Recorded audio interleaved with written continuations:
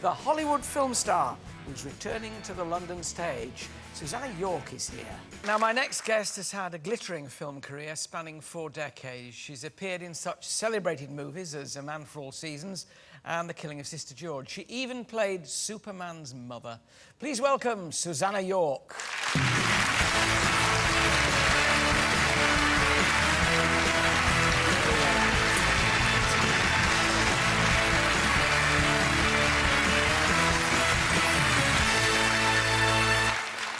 Susannah, by playing Superman's mother, you obviously got to work with Superman's dad, who was Marlon Brando. Is it as intimidating for you as an actress going to play opposite somebody like that as it would be for the likes of me to meet someone like Brando? Well, he didn't intimidate, if you know what I mean. Yeah. He wasn't that... of course, I mean, I was incredibly impressed to be working with him and to meet him. But, you know, you just do work with a lot of really great people in this business. I mean, I've been very lucky, and all the really best ones, and there's so many good ones, they're just people. They're people. But was he a generous performer? I mean, yes, yes. I mean, I was a little bit taken aback when. He didn't want me to be behind the camera to give him the lines for his close-up. I kept sort of readying myself and all ready to do it, and he says, "Oh, don't worry." And I said, "No, I'm here." And finally, you know, he said, "Listen, it's all right. The assistant will just hold up the words, and I'll respond to those." So you slunk off. I was kind of surprised, but then I learned that he does that. He did that on close-ups very often. I had made no bones about it, you know. Is it a quantum leap to go from something like that? A very generous man and a very generous performer and great fun.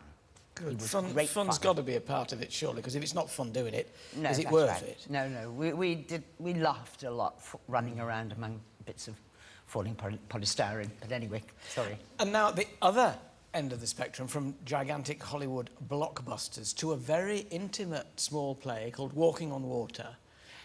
Yes, I'm doing that in a very small theatre. It's a pub theatre called the White Bear in Kennington. And this is a new play, an American play, by a writer called Paul Minx. And there are 4 actresses actually, we're all women. What attracted you to it? Why well, I liked the play. I thought it was really, really well-written play. Beautiful play, actually. And, you know, unless you do... I mean, it's so hard in this climate to get new plays on, or, you know, for playwrights to have their plays seen, unless... You've got a name. Well, like yes. But you clearly thought a lot of it. It's a play that deals with Alzheimer's, which is an extraordinarily, tragically topical subject at the moment. It's very much around. Was the fact that it was dealing with a topic like that one of the things that attracted you, that was exploring that?